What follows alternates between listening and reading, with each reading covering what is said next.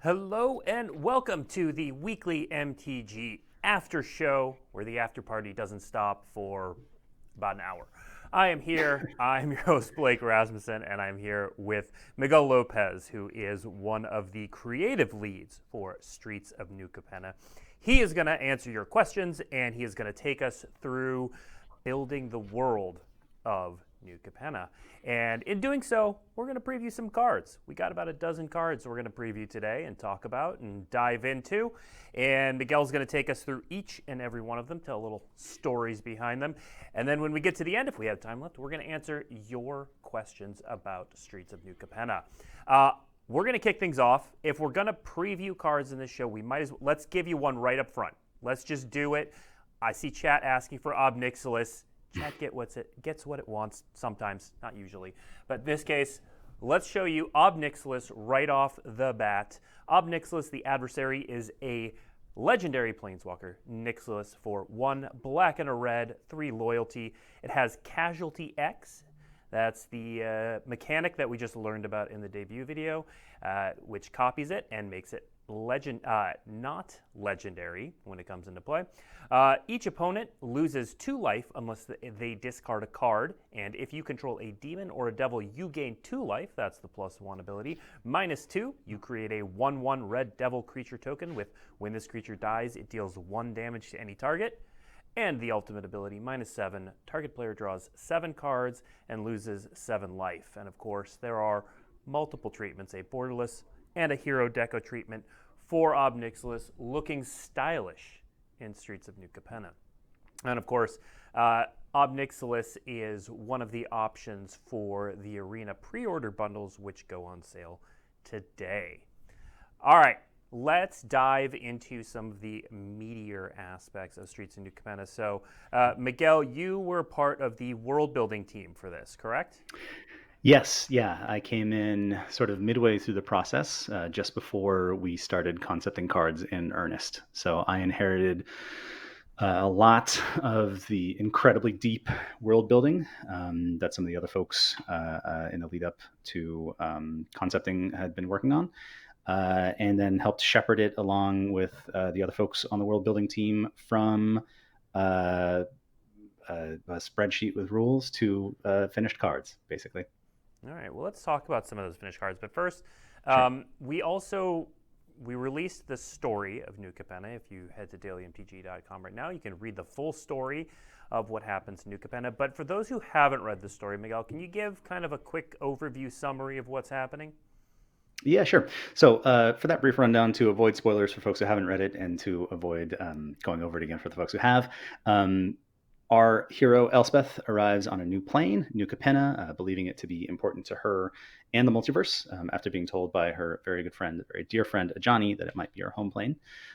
Elspeth, we follow her getting into the groove of the city, learning its boroughs, its sources of power, as she investigates a host of mysteries in noir fashion. The mystery of Halo, of old histories and old legends of what this plane was before it became a city, and mysteries that are important to her, where she came from.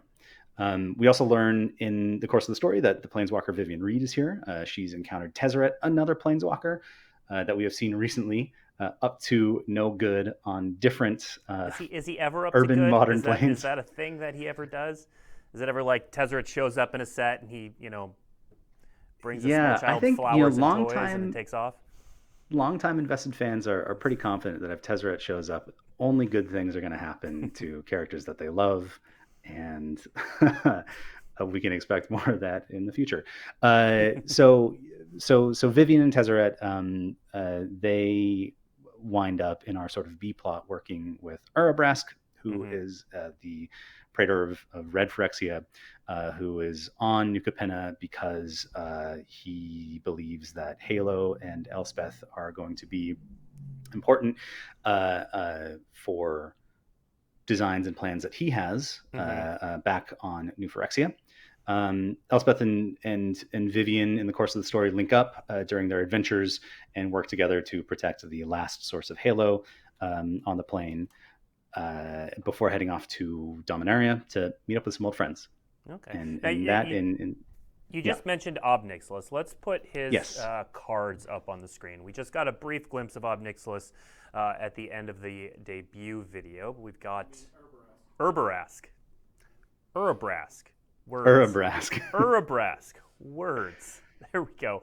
Urabrask Heretic Praetor. If you didn't catch it quite at the end of the debut, 5 mana, 3 and 2 red for a legendary Phyrexian Praetor. 4/4 haste. At the beginning of your upkeep, exile the top card of your library. You may play it this turn, and at the beginning of each opponent's upkeep, the next time they would draw a card, instead they exile and may play it this turn. And of course, the Phyrexian version and the Hero Deco version will be available for Urabrask Heretic Praetor. So talk a little bit more about what makes Urabrask unique for a Phyrexian.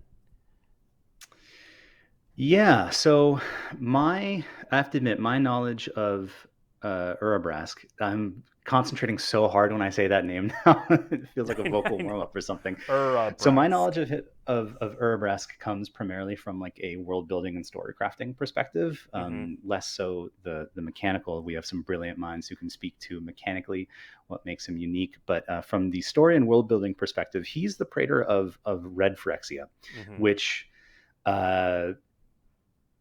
Phyrexia imagines the organic life to be a sort of anathema to their like motivating, like I want to use the word ideology, but ideology feels like it is a step removed from the like what's the word I'm looking for, like fundamental foundation to their entire being. Core tenets. Core tenets. So Urabrask, in contrast to the other praetors of Phyrexia, which I should say, in case folks don't know, there are 5 colors of Phyrexia that correspond to the 5 colors of mana. Urabrask, in contrast to, say, like Elish Norn or Vorinclex or Jin-Gitaxias, doesn't necessarily believe that Phyrexia should lead the multiverse in converting everyone without objection to being Phyrexian. He is his alignment, like being red, prizes like freedom and individuality and passion and creativity and all those fun things. That feeds into his conception of spreading Phyrexian perfection, which is, I should say, he still wants to do it, but what he wants is he wants for people to want to become Phyrexian. So when we meet him in this story, we see his interpretation, his belief, his truth of what Phyrexia is. We get a hint through his story that it is butting up against the dominant strain of Phyrexia, the one led by Elish Norn, the one that we've seen in previous stories with Vorinclex and Jin-Gitaxias. And he is plotting something. I believe that the name of that story is The Side of Freedom, right? It's something that Tezzeret says. And that is essentially, though his specific definition may vary, is the side that Urabrask and Tezzeret are on. Now, that might not necessarily mean that they're good guys. It doesn't necessarily mean that after whatever plot Urabrask needs Tezzeret and Elspeth and Halo for, when that wraps, that doesn't necessarily mean that they're all going to be good guys. But for now, what makes Urabrask different is that he is alone, standing opposed to New Phyrexia as a Phyrexian. Okay. Enemy of my enemy is my friend kind of deal here. Exactly. Yeah. Yep. All right. So let's, there's a lot of flavor in this set, and we saw some of that in the debut. So we are going to get to preview cards. We have 11 preview cards. One of them's a cycle of 5, but we do have 11 preview cards coming up. And before we do that, we want to set the scene a little bit, talk about building some of these top-down cards, these really flavorful cards. So I want to talk about a card that we saw in the debut called Ledger Shredder. Can you talk about the concepting for this card? Yeah, so Ledger Shredder is, we had a number of cards come in that were like very top down. These are modern or noir tropes that we want to see as Magic cards. Ledger Shredder was one of those, right? It's a paper shredder, right? You're disposing of evidence. So we we had the difficulty of translating basically modern day concepts. Like one of the things that on the world building team we're always conscious of and always contending with is when we wrestle with sets that are especially modern, like Kamikawa, like New Capenna, finding the balance between what how modern can we push something while keeping it a Magic set, and it's very easy to cast back and say like, yeah, in early sets Urza had mechs, right? That were shooting lasers, and there's a card called Rocket Launcher and stuff like that, right? But we never want to take people too far away, so we never want to lose. And the main way that we do that is by trying in both like tactics and strategy, big picture, and at a card by card level of like never trying to take the fantasy out of a setting, right? So how do we show like I mean the very like simple question and answer is like, what does a Magic paper shredder look like? It looks like an Aven in a suit with armor on it using Obviously. magic to shred scrolls. No, clearly that was it's exactly analogous. Yeah, it's just very well for a paper shredder. Like I want, if shredding paper pays well enough to get it's gotta pay really well suit, finely tailored suit with gold armor on it, like I need to look up how to apply for that one. Yeah, exactly. One of the other aspects I really like about this set are some of the names. Like it's clear the team had fun with some of the names. So one of my favorites is a card we showed called A Little Chat. The concept for this just seems fantastic. Talk a little bit about that. Yeah, so this card is probably one of my favorite arts in the set. We again in working to translate tropes of like noir and noir films, mob films, and the genre in general, like this is the moment where you in this case the camera, like you are sitting across the desk of the Godfather, hat in hand, in the middle of a meeting, and one of his lieutenants comes in and whispers something that is not great for you, as you can tell by this face here. It's very fun to see Zander, Lord Zander, having a bit of a face crack moment where he goes from like very suave and controlled and smooth and in control, and you really get to see like this is the demon vampire side of him coming out in a moment you can imagine before he sort of composes himself.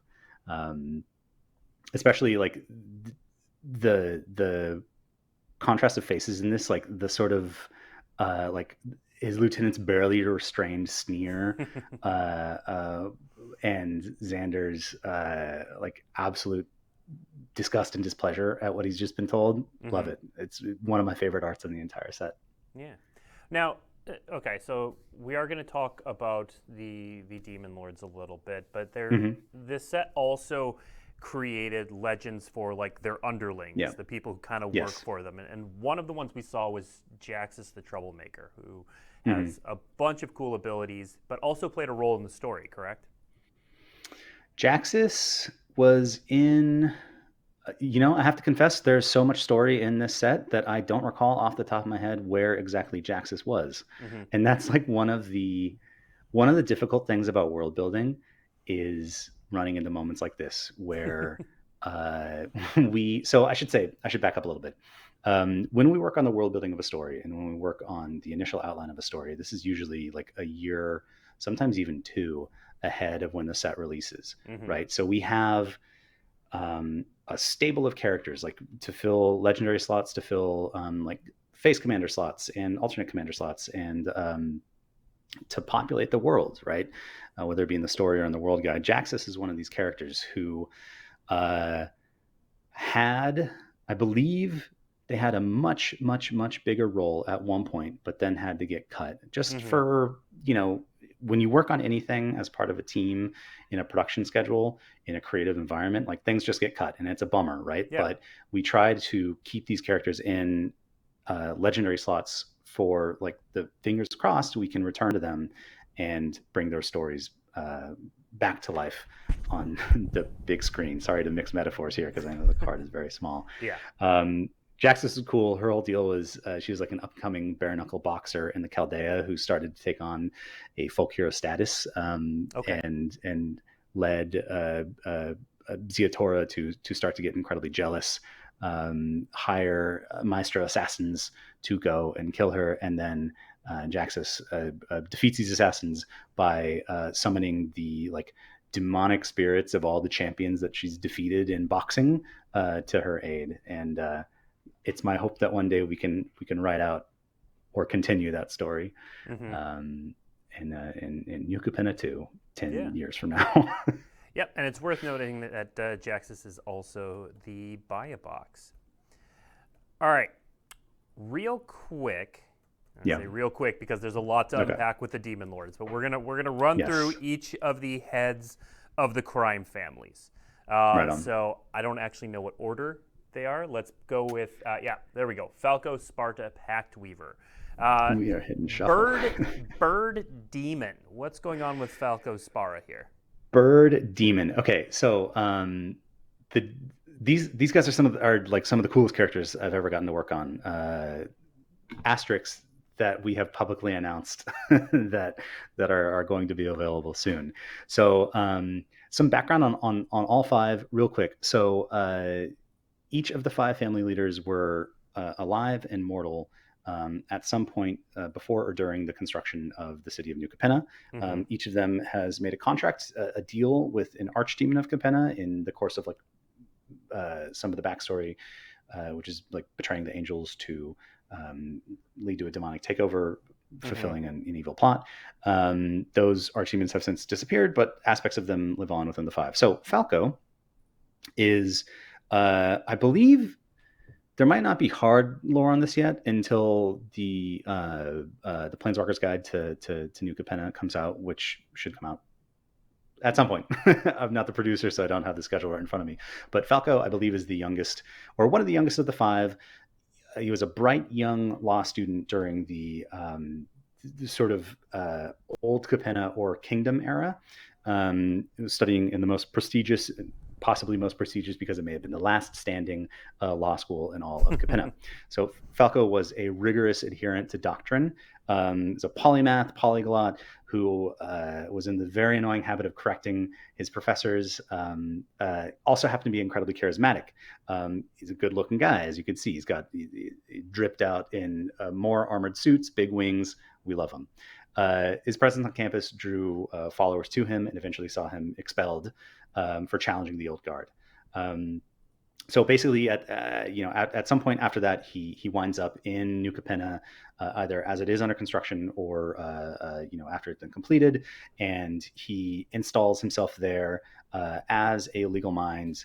And gets to work sort of structuring the codes of the city, and is eventually approached by one of the archdemons who looks at him. He's brilliant legal mind. Demons love contracts. He's got a bunch of followers. Hey, would you like to sign here on the dotted line for power, wealth, control? Falco, thinking that he's incredibly clever, says yes. Signs a contract that he is probably the most ironclad and beneficial of all the contracts of the five, but still, these are demons, right? He gets that sort of demonic investiture that all of them get, becomes a half Aven, half demon bird lawyer, and sort of the longer he lives and the more power he accrues, the more the sort of archdemonic side of him is starting to eat away at whatever mortal aspect of him remains, twisting his efforts ultimately towards dark ends. All right, we're going to do one more Demon Lord, and then I know Chad is chomping at the bit for some previews. So we're going to do one more Demon Lord. We'll do some previews, and then we may come back to the other Demon Lords depending on time. So let's see who we have next. We have Rafine, the scheming seer, who is a Sphinx demon. A Sphinx demon. Tell us about Rafine. Sphinx demon. I believe, and I checked Scryfall this morning, so I'm sure chat can correct me on this if I'm wrong, but I believe Rafine might be the first demon sphinx in Magic. So before New Capenna was New Capenna. Rafine is also one of the older of the demon lords. So Rafine and Ziatora have the two. They were around for a long time during the Kingdom era. Before this is slight spoilers for the story, but it is revealed in the story and in the Planeswalker's Guide. The old Phyrexians, think Yawgmoth Phyrexians, they invaded the plane at one point.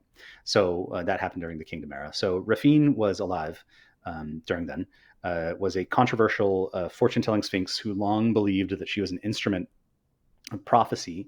But the cold truth was that she was a poor prognosticator. She was not great at telling the future, or maybe not great at telling futures that people wanted to hear. So it really wasn't until New Capenna, the city was built, that she was approached by an archdemon to offering her the thing that she craved most, which is true oracular fortune telling ability, right? Mm-hmm. To the ability to see beyond the veil and see the future.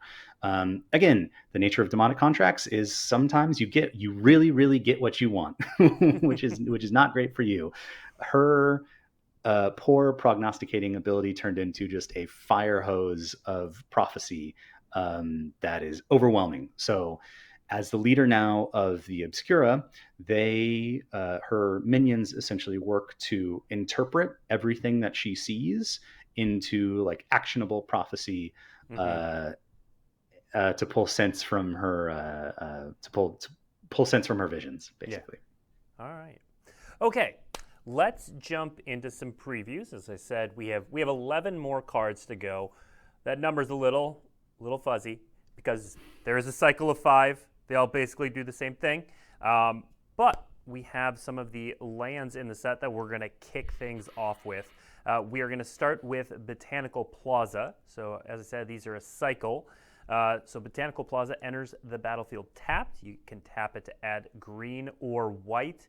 And then for 2, a green and a white, you can sacrifice Botanical Plaza, draw a card, and it also comes in that cool skyscraper deco. So we are going to spend a little bit of time on these talking about the world building, because these cards do a lot to really set the scene for New Capenna. So tell us about the Botanical Plaza, Miguel. Yeah, I love the art for these cards so much. It's really some of the most... I feel like we've been in just a wealth we've been spoiled with lands for the last few sets, and this one just continues to hit. Mm-hmm. For me. It was a joy watching these come in drafts and seeing them all the way to their finished to a finished product. So for all of the lands for New Capenna, we have the very interesting, very challenging problem of, as I mentioned earlier, how do we keep this a fantasy setting, and how do we show what environments one draws power from, right? When in the past, it's not that it's easy, right? Because we have to make these look different and make them fit to every single plane, but it's much more past sets show much more of the natural world, right? A plane is a plane, right? An island is an island.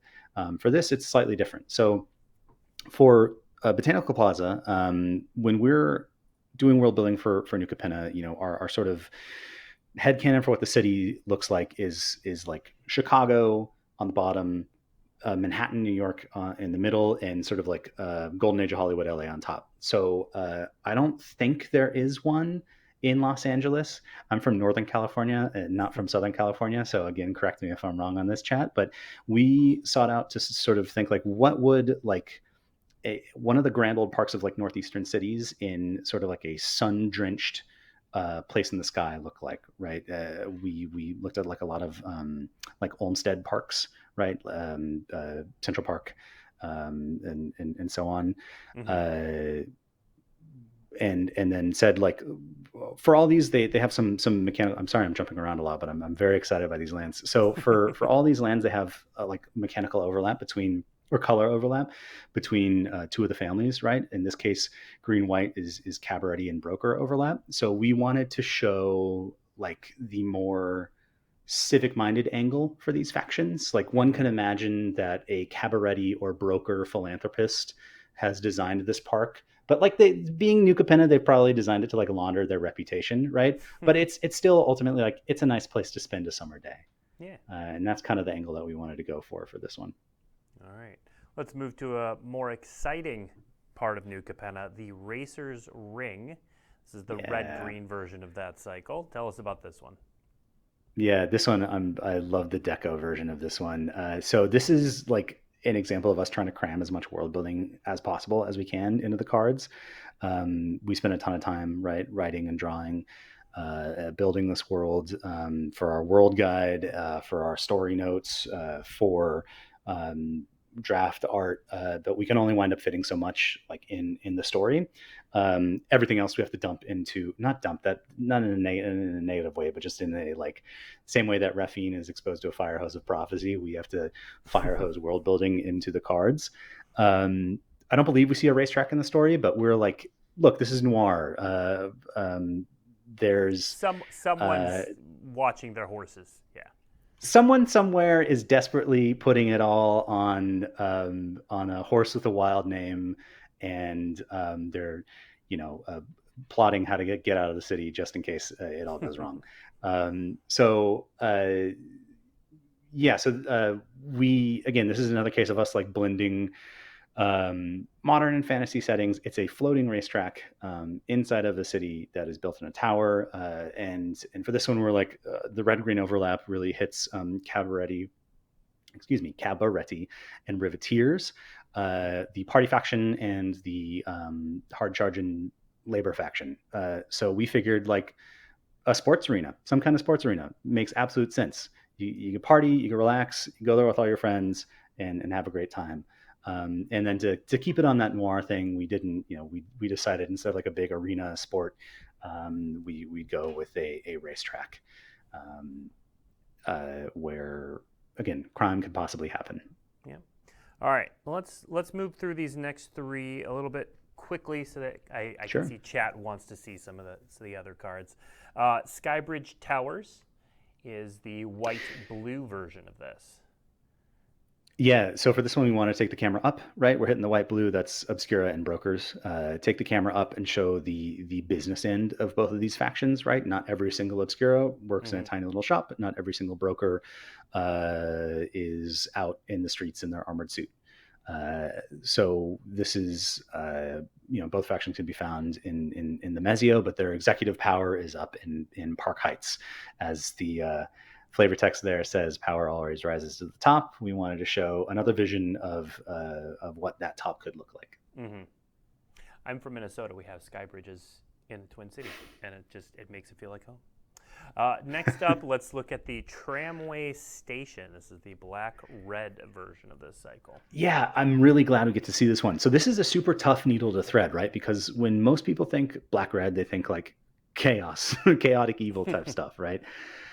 Black-red overlaps, with Maestros and Riveteers, right? And we took it in a different angle for this one. We wanted to show not necessarily the murderous rage side of them, but the like curator side, the artist builders and organizers, leaning on sort of spaces associated not necessarily with cruelty, but like a self-sufficient freedom, self-sufficient made with an asterisk because it is a train station and like other people have built it, but like leaning on that aspect of both of these factions. Very cool. Next up, the Waterfront District is the blue-black and the last one of this cycle. Blue and black aligns strongest with Maestros and Obscura. We wanted to show off a place where like shadowy midnight deals might take place. You can imagine the cranes moving, the sort of low sound of foghorns as people in trench coats scurry by and through the mist. Down at the docks, fog-shrouded night, sounds of industry in the background, hoping to hit all those noir notes where one can imagine schemes take place. Yeah. Again, the art is gorgeous on all of these. Yeah, love it. All right, let's move into our next preview, which is also the bundle promo. It is called Mysterious Limousine. For 3 white and a white, you get an artifact vehicle. That is a 4/4 with crew 2. And whenever Mysterious Limousine enters the battlefield or attacks, exile up to one other target creature until Mysterious Limousine leaves the battlefield. If a creature is put into exile this way, return each other card exiled with Mysterious Limousine to the battlefield under its owner's control. So you get in, but if someone comes out, then someone else goes back in. So talk to us about the concept of Mysterious Limousine. Pretty top down. There's a moment, when the target of a scam or the protagonist is walking down the city street. A mysterious limousine pulls up alongside. They're shoved inside for a little chat and then spat out somewhere later. A little disheveled, or maybe with some more information, right? The one little world building note that I do want to point out is if you see on the bundle promo version of it, you can see like some notes, like insectile notes, gossamer wings and stuff there. So early on in the world building, and I believe some of the world building pages still have it, and if you don't have art for it to throw out, that's totally fine. But early on in the world building, all of the cars in New Capenna were just giant bugs, which led to like whole world building discussions of like, are these bugs hollow? Like, are people crawling inside and driving them, or are they like living things? Are there bug farms? Like, what does that look like? And it wound up having to get changed because it was too much. It prompted too many questions, and how would it fit the like artifact vehicle role if it technically looked alive. But that's why if you see on the promo version there, that has some insectile notes, and some of the other cars throughout the set have notes of like big beetles whose names I'm forgetting, but you can find in the pages in National Geographic. Okay. All right, next up is Rumor Gatherer. Rumor Gatherer is a card with Alliance. It's a 2/1 creature elf wizard for 1, a white and a white. And it has Alliance. Whenever another creature enters the battlefield under your control, scry 1. If this is the second time this ability has resolved this turn, draw a card instead. So cross white card draw off your Streets of New Capenna bingo card. It's right here on Rumor Gatherer. Tell us a bit about the concepting of this art. I fought so hard for this card to be a person feeding a ton of pigeons and imagining like a network of pigeons throughout the city. It feels, as someone who grew up in a city, it's like that is the national bird, the civic bird of any city is the pigeon or the crow, I guess. But being, one of the things that you do in world building, especially for Magic, is like try to take a mundane idea, which pigeons they're very cool, but they can be mundane. And since we don't really have a limit on our special effects budget or like puppetry budget, bump it up, right? So the idea that came out pretty early on in world building was that Cabaret had like menageries, right? And one of them that we imagined was menageries of teacup creatures, which is why you see my pigeon idea got completely outvoted, which like is totally fine because the final product here is in favor of tiny bears, tiny elephants. Yeah. Which is like, now that I think about it, after I spent a day being steamed, but after I moved on from that, I was like, yeah, that makes total sense. This is way cooler and way cuter, and let's run with it.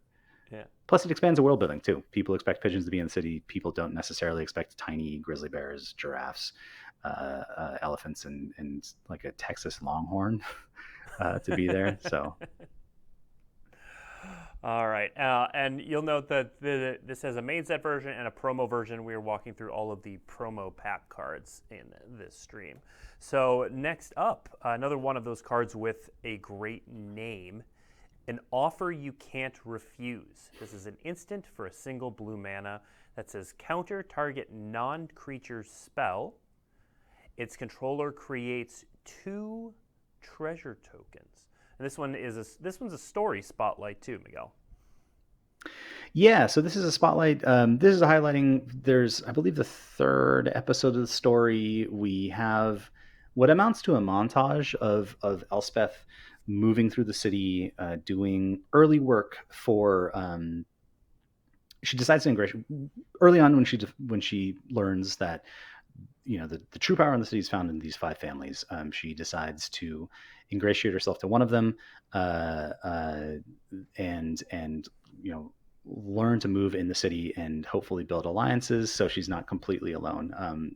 One of the episodes follows her and like I said, sort of a montage scene as she is doing increasingly difficult and prestigious tasks for Lord Zander here, who's the handsome devil in the background, demon vampire in the background, and in exchange for sort of drips of information about the city and its past. Spotlight moment showing one of their conversations that they had. As the flavor text says, Elspeth wanted answers. Zander needed a spy, and their paths were destined to cross. This is also one of the cards that, in any set, we have some cards that come top down, basically from Vision. I don't think the name of this card changed from day one. I'm pretty sure every single person who saw it was like, yeah, of course, that has to be in there. It's the most of the mob tropes. An offer you can't refuse is probably one of the most iconic phrases and most quickly associated with mob movies and fun things like that. Yeah. All right. Next up is Incriminate, a sorcery for 1 and a black that says choose 2 target creatures controlled by the same player. That player sacrifices one of them. All right. What is going on here? So this is in the Planeswalkers guide. I believe we'll talk a bit about this, but this is showing you a bit of what Lord Zander does when his staff aren't paying attention. He is the leader of the Maestro's crime family. He was a nobleman in the Kingdom era who signed a contract with an archdemon of New Capenna for endless life and power, and of course the sort of the trick twist on that was that his endless and powerful life was one that came at the cost of becoming a vampire, right? He was also an artist. For him, his his idea of art became the performance art of murder and crime.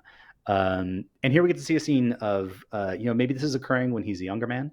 This could be a younger demon vampire. This could be occurring, in the present day when he is technically retired and supposed to be at his office in the museum, maybe maintaining paintings, but slipping out every now and then and just seeing if he's still got it. Like just practicing, he's coming to play pickup or something like that. He's strapping on the cleats and seeing if he could still run around the field for a little while. And in this case, still frame a poor bystander for the murder of an unknown person. Yeah. That flavor text is pretty great too. If I were you, I'd check the elf code. Yeah, that's freelance instigator. I've never been so mad to have not thought of a title ever. It's so great. I mean, it's freelance instigator or paper shredder really are the ideal career paths in New Capenna, it seems. It really imagine the amount of drama you could start if it was literally your job.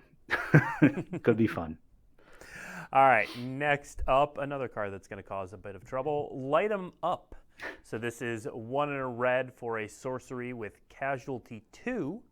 Light 'em Up deals 2 damage to target creature or planeswalker, and of course, casualty lets you copy by sacrificing. Light 'em Up. What's going on in this picture? Who's that?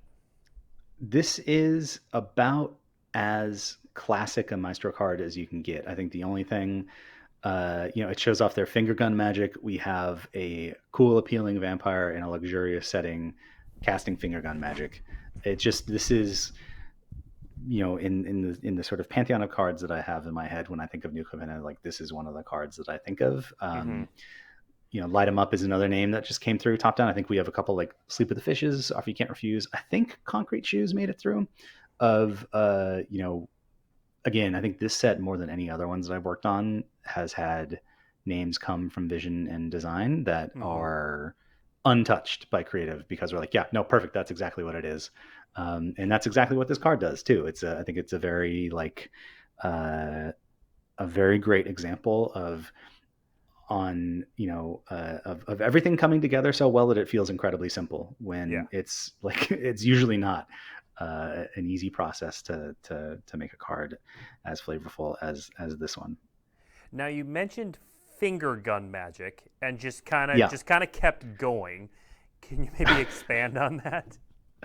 Yeah, so um, one of the ways that we wanted to we wanted to hit the sort of mobster trope. Like, look, we have to admit, in noir films and in the mobster genre, like the use of firearms is like a classic hallmark, right? Because it's Mm-hmm. they're usually set in like the 20s, 30s, and 40s in like an American city, and like those are all available, right? Um, we try to not show those things, right? Like we try to stick to, like, we never want to represent like real world weapons on cards, right? And especially showing them being used. However, uh, in a set where that is like a hallmark of the genre, we didn't, we wanted to have something in our toolbox that we could evoke it, right? Mm-hmm. In this case, it is the like sort of classic Maestro Magic. There are a few other cards that we see it on, I believe, where it is, the way that they cast their magic is loud, bright, volatile, and usually at the tip of a finger or two. And this, yeah, again, Light 'em Up is one of the cards where it's like the name, the mechanics, and the art. We really wanted to bring all that together and say, like, this is how we solve something in world building that we otherwise couldn't get around. Mm-hmm. I think we did it. I think it looks cool. Uh, there's a lot of neat, kinetic, loud, bright, flashing action going on there. Plus, you get to do finger guns. Yeah, that too. All right. Last up for preview cards, we have Last up. Courier's Briefcase. This is 1 and a green for an artifact treasure. When Courier's Briefcase enters the battlefield, create a 1/1 green and white citizen creature token. And then you can tap and sacrifice Courier's Briefcase to add 1 mana of any color, because of course it's a treasure. And then you can pay Wooburg, white, blue, black, red, and green, tap and sacrifice Courier's Briefcase to draw 3 cards. All right, tell us about the concept here. Sure. So this is another one where, and I have to admit, we dip a little bit into sort of neo noir with this one, right? Thinking specifically of like, you have in Pulp Fiction, there is a briefcase that everyone wants because of the thing inside of it, right? Mm-hmm. We New Capenna is a great set because it like really hits the classic noir tropes. It is my fervent hope as a world builder that if and when we ever get to come back here, we get to do our like sun-drenched LA 1970s neo noir, and we can continue to expand on it from there and from this card as well. Because if you notice there, this creates a citizen creature, right? Mm-hmm. And it's 5 color, right? Or the ability on it is 5 color, right? Right. So New Capenna is a city that is currently run and was built by these 5 families, the 5 major crime families. But there is, there's no law, but there is like a nascent or vestigial city government, right? It's like, maybe now it is currently used by the 5 families, but with the, at least from the world building, not necessarily mechanic, but world building perspective, like the inclusion of citizen creatures in here, we want to remind folks that like this is still a city. There is still, there are people here who are not necessarily affiliated by, but are used by the 5 families. Mm-hmm. And yeah, that civic government, that civic side of it, the world outside of it, might be a tool for the 5 families now, but maybe that's not always going to be the case. The case. Huh? Maybe that's not always going to be the briefcase. I tried to land that one. It didn't really work. I caught it. Thanks. All right. That is all of the previews that we have for you on this show. Of course, Streets of New Capenna previews are going to be ongoing now through next week, so there's plenty available. If we don't have them, there are previews in other places being shown right this very minute. For the last 15 minutes-ish of this show, we've got Miguel. He knows about the world of New Capenna. He can answer your questions. So go ahead and put your questions for Miguel in chat. He's going to be mostly able to answer world building style questions. If there are questions about previews, other sort of things about the set, I can probably answer some of those, but we'll try to answer a lot of world building questions. It is easiest in chat if you tag them at Magic so that I can see them. In the meantime, we only went through 2 of the Demon Lords, so how about while chat populates with questions, we go back to one of the Demon Lords, and I think we've got Zander queued up here. Lord Zander the Collector. Tell us about Lord Zander. Lord Zander the Collector. All right, I'll try to keep this quick. I, as a world builder, tend to go long, so apologies for that. So Lord Zander, I mentioned a bit in the little chat card and incriminate. So before signing his contract with his patron archdemon, Lord Zander was an ailing artist of an all but dead aristocratic house who's incredibly jealous over the critical acclaim his younger peers received. He wasn't a vampire nor a demon before he signed his contract. The demonic side comes from signing the contract, as well as the vampiric side. The vampirism was the archdemon's gift to Zander and his followers. And in world building, we try to not say there never were or there always were. We try to not use definites like that, just in case we need to come back or we would like to come back and explore the sort of holes in that. But for right now, we're assuming that there were no vampires before Zander signed his contract, and he and his closest followers were given that gift. When we meet him in the story, he's largely retired as an assassin, though he still slips out on occasion. And he is very interested in the history of New Capenna. We'll dive into this a bit more in the Planeswalker's Guide, but there is a mystery surrounding New Capenna. I think a lot of folks there understand that there is more to the plane than the city, but they're not sure why. There's a gap in the memory there. Okay. Also, there's another one, and chat, please prove me wrong if I'm wrong, but I believe Zander might be the first ever demon vampire in Magic's history. I'm going to claim that I'm right on that until proven otherwise. So kind of along those lines, this is a question straight from chat. Are there non-legendary demons in this set? Are there non-legendary demons in the set? Across main and commander, there's a lot of devils, but devils and demons are different things. Demons, gosh. I'm going to say, I don't recall. I'm seeing I think there's a nightmare in there and a horror. There's some other things, but non-legendary demons, I don't recall. All right. Could you tell us more about Giada and her backstory? I've really enjoyed her character in the story. Yeah, Giada is a creation of when this set was handed off. The folks who were working on the folks who handed off the set had written Giada as a character in it, who I think is a very interesting. She is more than just a parallel to Elspeth and Elspeth's early life, but she's a very similar one. And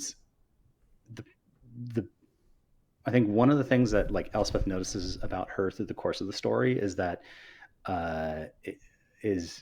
Giada is, whether consciously or unconsciously, she notices that Giada is in a very similar role to her upbringing. Elspeth was a prisoner.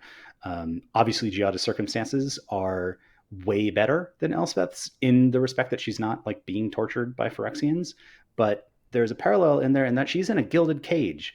She is surrounded by people who claim to care about her, but they don't. They care what she can do, right? And how they can use that. Giada is certainly not gone, although the ending of the story leaves that question open, right? And it's my hope. I'm dancing around future stuff. I probably said too much by saying Giada's not gone, but I'm dancing around future stuff. It is. Let me just sum it up to say it's my hope that we can see more of Giada and Elspeth in the story as we go on, because I think that they are a very close parallel. I like reading what happens to them. All right. I've actually gotten a bunch of questions about this character, so Sure. I'm just gonna prompt you. There's a bunch of questions about Ziatora. Can you tell us more about Ziatora. Ziatora? Yeah. Ziatora is cool. Ziatora is interesting. Let me go vamp for a second while I scroll to my notes about her. Um, Ziatora, I mentioned up top earlier on that Ziatora, along with Rafine, are like two of the oldest of the five. They were around before the Phyrexian invasion Mm-hmm. of Capenna. They were allowed during the Kingdom era. Ziatora is uh, Ziatora was a young dragon before New Capenna started.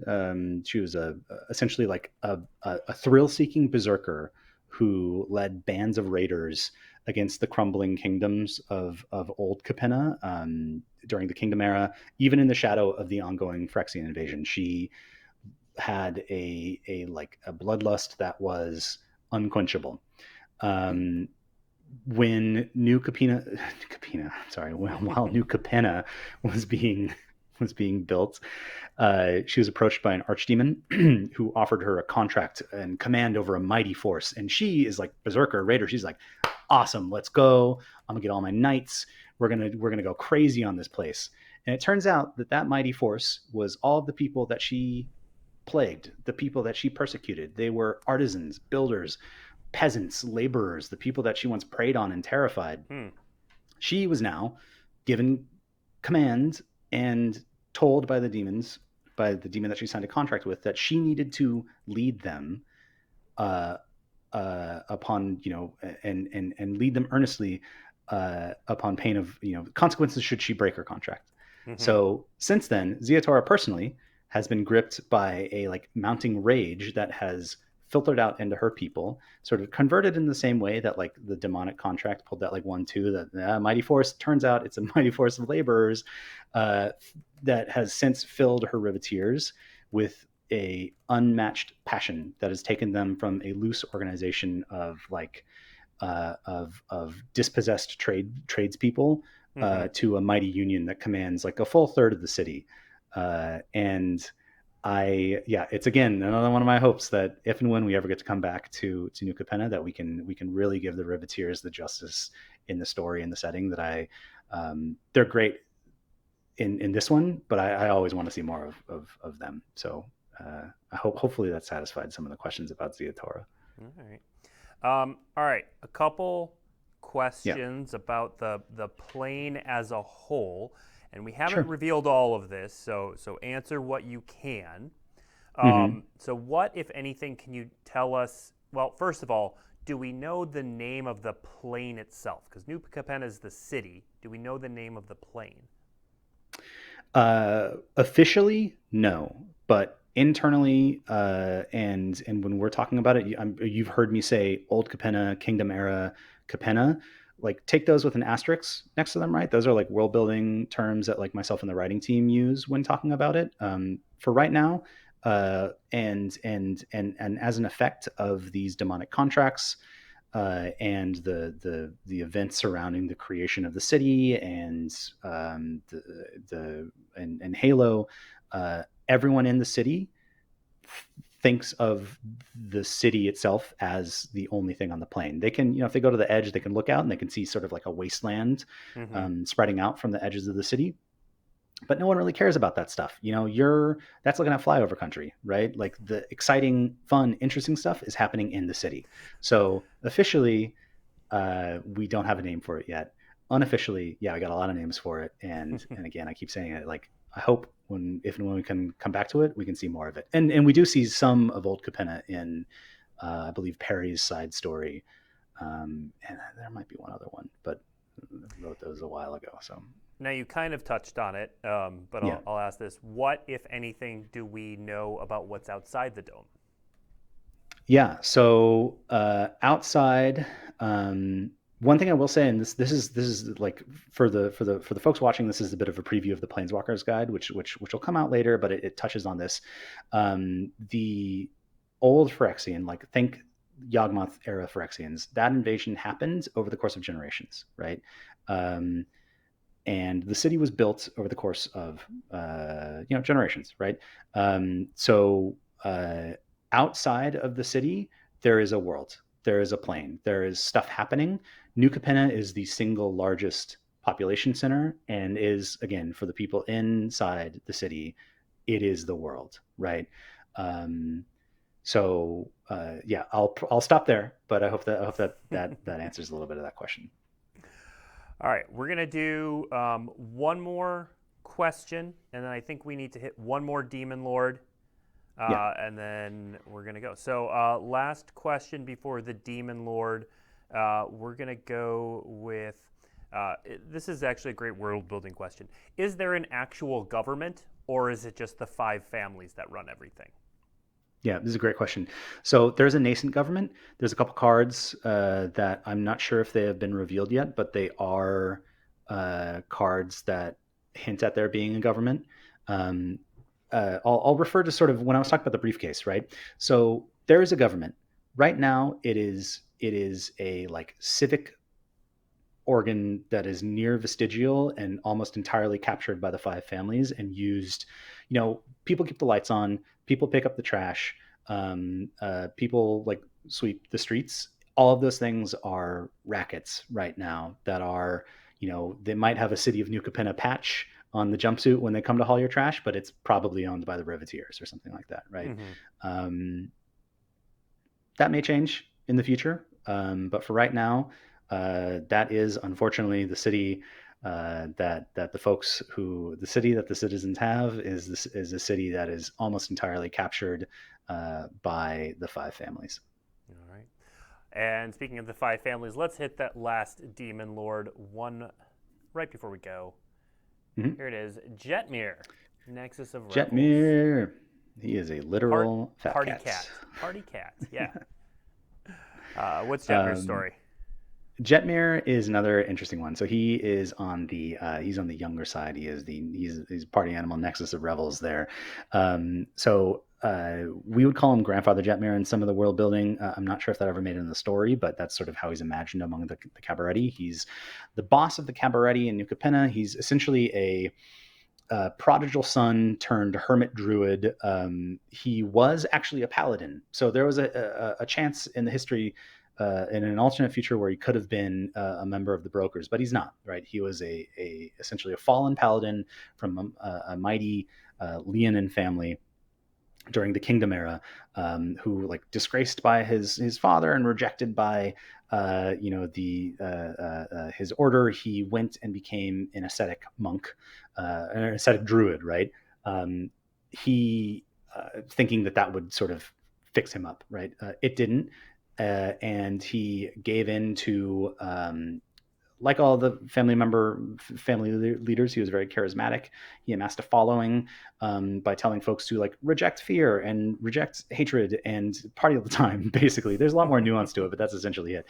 Lean into the hedonism that and joy of being alive. So when he got to New Capenna, he was charismatic. He had a following. He was, preaching a lot of stuff that, frankly, demons like to hear. Right, moral judgment aside, and they empowered him to like really to continue to build that sort of cult of personality around himself and around the idea of like, let the party never stop, enjoy being alive because we are only alive for so long. And so yeah, from that day on, he built the Cabaretti into essentially the family and order he's always wanted, which is partying all the time. All right. That is it for Streets of New Capenna on our show for today. We will be back next week in the afternoon, our normal time slot. Jules Robbins is going to join us to talk more about the mechanical side of the set and the draft environment and everything that went into building how the set plays out. Before I go, just a reminder that yesterday we released the April Super Drop for Secret Lair, which has a tie into Streets of New Capenna. These are all of the bundles. There is a gilded foil drop with some 4-color commanders in it. Here they are, the Showcase Streets of New Capenna. You've got Atraxa, Brea with a hat, and Yidris Maelstrom Wielder. Next up, special guest Matt Juke. So this is part of the artist series, and you get the checklands. You can get those in foil or non-foil. Then we have the artist series from fan favorite Magali, and just gorgeous pieces of art in that style that you're all used to. Next up, we have another in our artist series featuring Concordant Crossroads, a card a lot of people are excited about. And then another artist series, Wayne Reynolds, bunch of dwarves. And then we announced this one last week, but it's part of this drop, the left-handed Magic cards. It's a bit of a goof, but they're pretty fun. And then finally, my favorite of the drop, just some totally normal guys. Just some Goblin Settler, Void Winter, Collector Oath, Vengevine hanging out. Those are on sale right now at secretlair.wizards.com. So thank you for tuning in. Thank you, Miguel, for walking us through the world of New Capenna. Streets of New Capenna previews are going on the rest of this week and next week. So check out the internet for those. You can head to dailymtg.com. There is an article called Where to Find that will show you when and where all the previews are coming out. But enjoy. Thanks for tuning in.